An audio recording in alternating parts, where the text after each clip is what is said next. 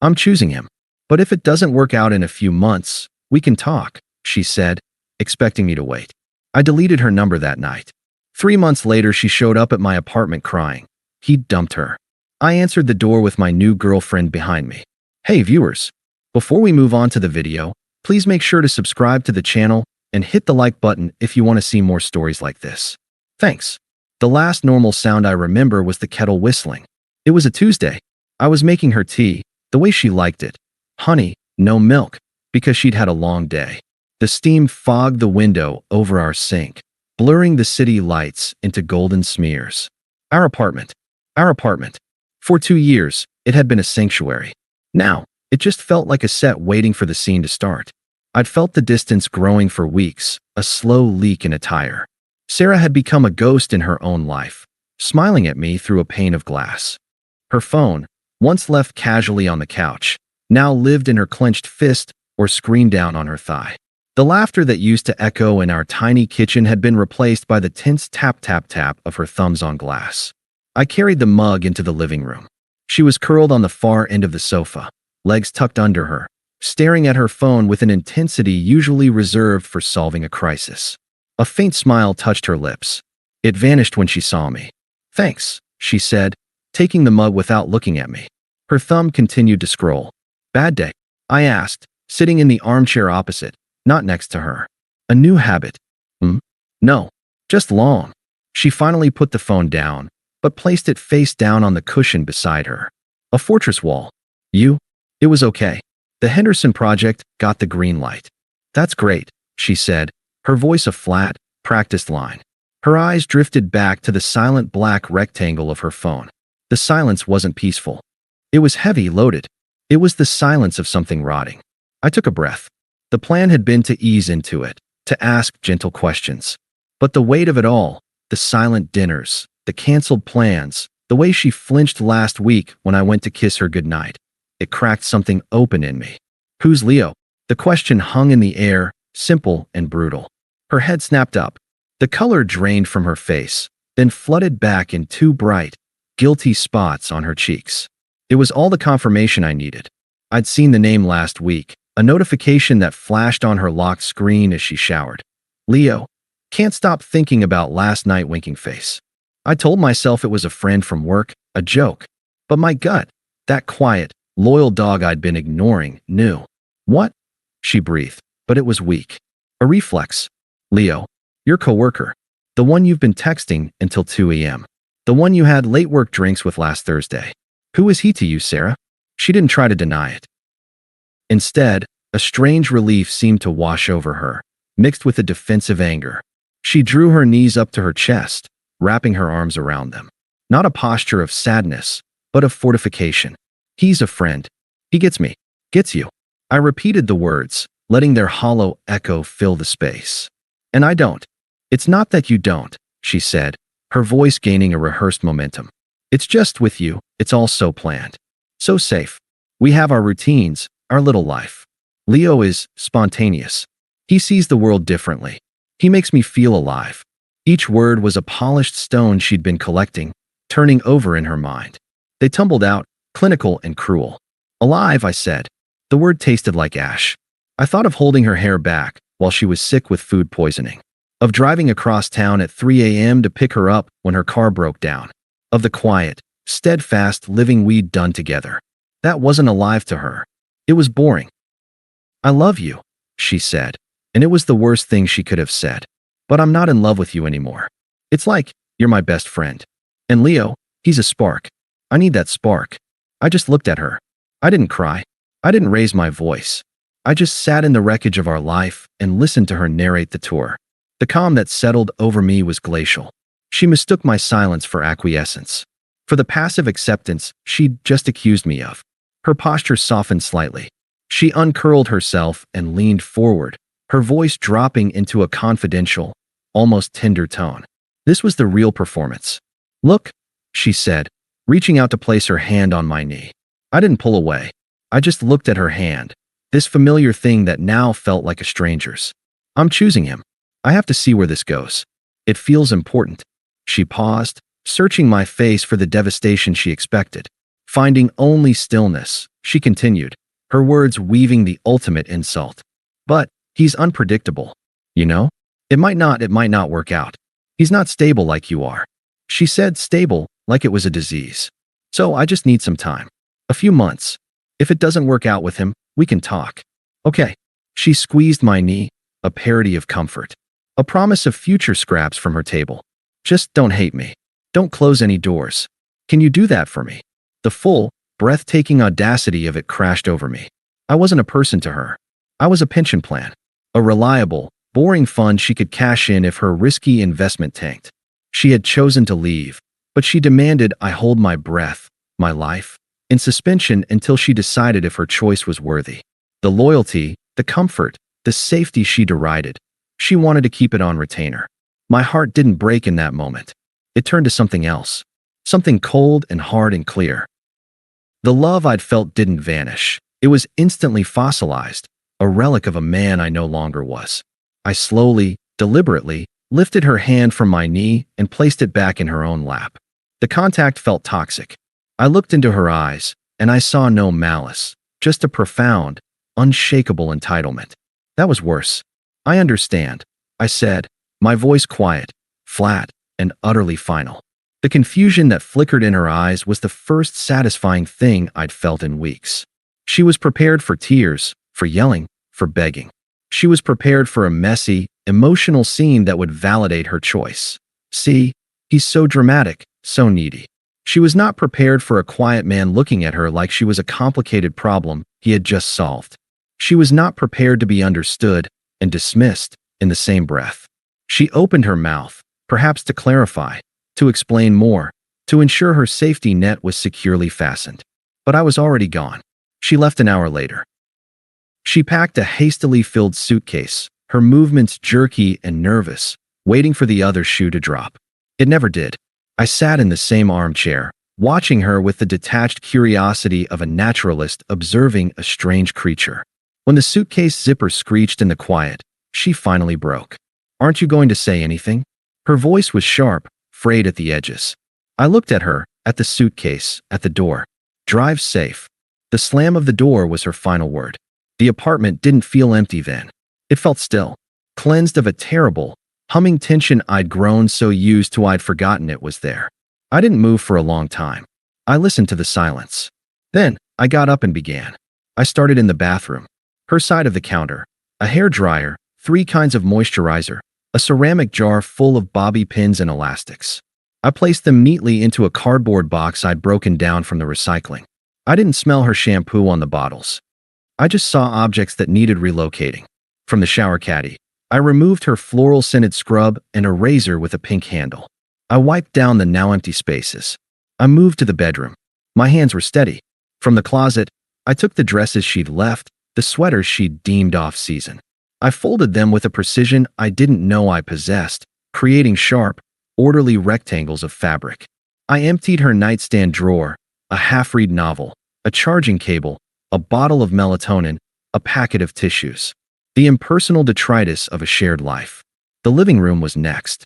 The throw pillow she loved, the cozy blanket she'd always hogged. A water glass she'd used that morning, still sitting on a coaster. I washed it, dried it, and placed it in the box with the other things. There was no rage in it. No cathartic hurling of memories. This was an exorcism performed with surgical calm. I was not erasing her. I was auditing inventory and removing what no longer belonged. With every item packed, the space felt more like my own. Lighter. The last thing was the hardest, not emotionally, but logistically. The framed photo on the bookshelf. Us, at a friend's wedding a year ago, smiling, her head on my shoulder. I didn't open the frame. I didn't stare at it. I simply placed the entire thing, frame and all, face down in the last box. Click. Final entry. For boxes. That's what 2 years boiled down to. I taped them shut, the sound loud and definitive in the quiet apartment. I wrote Sarah in bold black marker on each one and lined them up by the front door like obedient soldiers.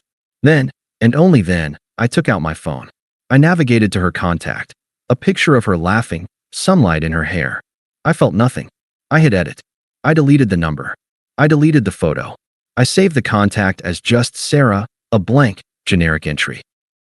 Then I opened my messaging app, found our thread, a cascade of old I love yous, grocery lists, and memes that had slowly tapered into running late and K. I tapped the top right. Block this caller. A confirmation pop-up appeared. Block Sarah? I hit block. It was that simple. The digital cord cut. I sent one final text to the number I had just deleted but still knew by heart. It was 11:47 p.m. Me. Your remaining belongings are packed and by the front door. They will be outside apartment 4B tomorrow from 5 to 7 p.m. for pickup. After 7 p.m., they will be donated. The key to this apartment no longer works. I didn't wait for a reply. I put my phone on silent, went to bed, and slept a deep, dreamless sleep for the first time in months. The next evening, at 5:05, the knock came. I'd moved the boxes to the hallway. I opened the door, my body blocking the entrance to my apartment. She looked different, tired, but with a wired energy. She was dressed up, like she'd come from a date or was going to one. Leo's influence, I supposed. Her eyes flicked past me, trying to see inside, then down to the boxes with her name on them. Her performance was ready. "Hey," she said, attempting a soft, regretful smile. "Are you okay? I know this is hard." I barely slept. I didn't answer the question. "Your things are there," I said, nodding to the boxes. She flinched, thrown by the lack of script. "Right? Yeah." She hesitated, shifting her weight. I want you to know this is really difficult for me too. But it's for the best. For both of us." We were in a rut. I remained silent, leaning against the door jamb, waiting for her to finish so I could go back inside. Her frustration began to peek through the carefully constructed mask of compassionate dumper. "You're not even going to fight for us?" she asked, a brittle laugh escaping her. "See, this is what I mean. You're just so passive. You're just accepting it. Where's the emotion? Where's the fight?" There it was. The final, twisted logic. She wanted to be fought for. She wanted a grand, dramatic proof of her worth, even as she walked away. My calmness wasn't dignity to her. It was an insult. It denied her the starring role in the breakup tragedy. I finally pushed off from the doorframe and stood straight. I looked at her, really looked, not at the Sarah I'd loved, but at the person standing before me. The entitlement was still there, now tinged with panic because her show was falling flat. "There's nothing to fight for," I said, my voice even, devoid of the heat she so desperately wanted. "You made a choice. I'm making mine." Her mouth opened, but no sound came out. The script was in tatters. "Goodbye, Sarah." I stepped back into my apartment and closed the door. I heard a small, shocked sound from the other side. A gasp, maybe the beginning of a word. Then, after a long minute, the sound of boxes being shuffled, dragged down the hall. The distant groan of the elevator. I walked to the kitchen, poured a glass of water, and drank it slowly, looking out at the now clear night. The silence was no longer heavy. It was peaceful. It was mine. The ghosting had begun. Not the petty, immature kind. The kind that was a natural consequence. When you treat someone like an option, you shouldn't be surprised to find yourself one day deleted from their world. I had simply accepted the demotion she'd given me, and in doing so, had fired her from my life entirely. The first week was a void, not of sadness, but of sensation. I moved through my days like an astronaut untethered in silent space. The absence of her was not a pain, it was a neutral fact. The apartment, now truly mine, echoed with a quiet I learned to appreciate.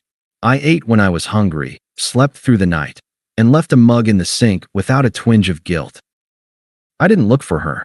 I had blocked her number, but I'd also blocked her on every social platform in a single, methodical hour. I wasn't strong, I was thorough. I knew a moment of weakness could come from a stray photo, a tagged post. I eliminated the possibility. To her digital world, I simply ceased to exist. But the real world has threads, and ours were woven through mutual friends. They became my unwilling, fuzzy window into the karma that was beginning to simmer. The first thread was Mark, a friend from college who tried to stay neutral. "Hey, man, just checking in," he said over a beer a fortnight later. He fidgeted with his bottle. "So, Sarah and Leo, huh?" That was sudden. "It was her choice," I said, taking a sip. My voice held no emotion.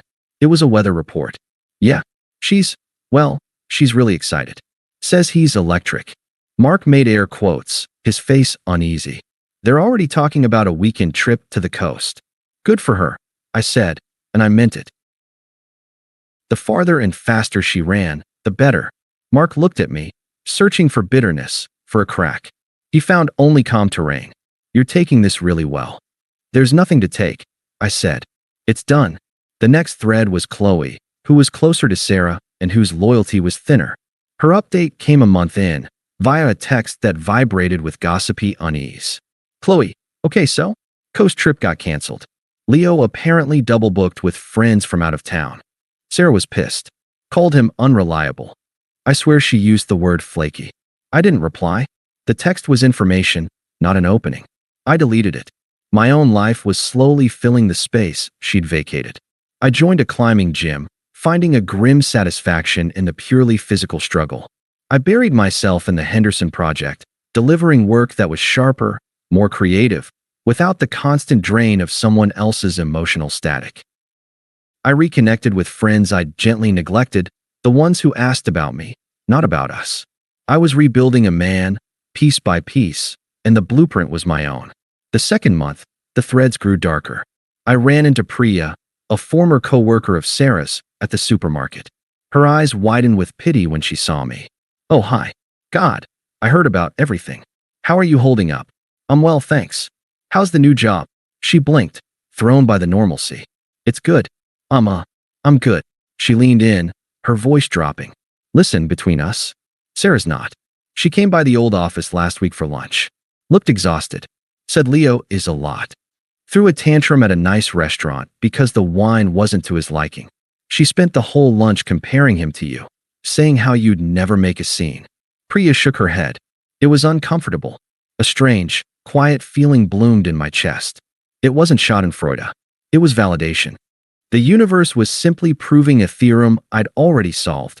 Unstable things are unstable. I hope she figures it out, I said, and it was the truth. I hoped she'd figure it out far away from me. The final thread snapped about 10 weeks in. It was Dave, a mutual friend who had initially been firmly Team Sarah. His call was brusque, awkward. Hey, you heard, I guess. Heard what, Dave? About Leo. The guy's a total piece of work. Dumped her. Via text, if you can believe it. I could believe it. I said nothing. Dave barreled on, his tone now one of grievance, as if Sarah's poor judgment had personally inconvenienced him. Yeah, some bullshit text about her being too needy and living in the past. Can you imagine? After everything she left for him. She's a wreck. Absolutely shattered. I waited. I knew what was coming. So, she's going to reach out, man. She's real sorry. I think you should hear her out. Everyone deserves a second chance, right? I looked out my window at the city lights, my reflection clear and calm in the glass. Dave, I said, my voice flat. The moment she chose to leave, she used up every chance she had with me. My involvement ended then. Don't call me to mediate her regrets. I hung up. The circle was complete. The spark had burned her down to cinders. The unpredictable, exciting future had lasted less than a season.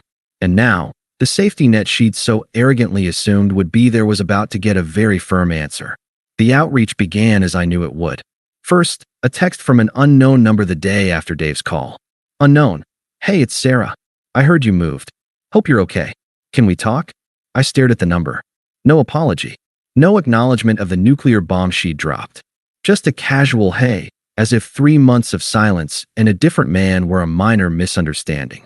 I deleted it. 2 days later, a voicemail. Her voice was thick, choked, the performance of remorse. It's me. Look, I made a huge mistake. The biggest of my life. Leo was not who I thought. He was cruel.